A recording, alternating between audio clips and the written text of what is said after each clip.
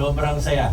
At alam ko marami, hindi lang daan-daan, kundi libo-libong Pasigenyo ang makikinabang po sa ating extension office. Matagal na namin inaabangan ito dahil yung perennial problem ng lalo na ng mga tricycle driver, ng lahat pero lalo na ng mga tricycle driver, sinasabi natin sa mga tricycle, bawal kayong dumaan ng C5.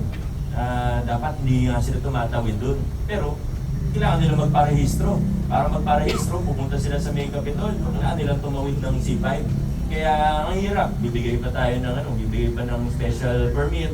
Talagang hindi maganda, nahihirapan. Kaya sa pamamagitan ng extension office na ito, mapapadali ang buhay ng mga magpaparehistro. At bonus na lang din po, masayang bonus na pati licensing meron din daw po dito.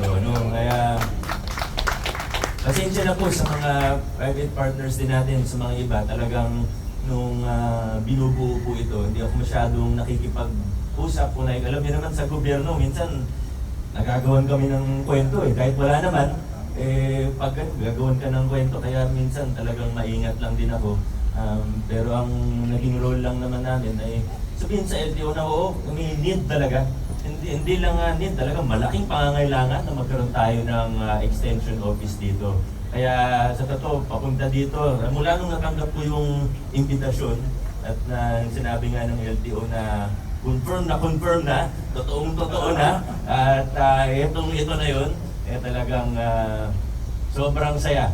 At alam ko marami, hindi lang daan-daan, kundi libo-libong Pasigenyo ang makikinabang po sa ating extension office. Maraming salamat sa inyo lahat. Congratulations po.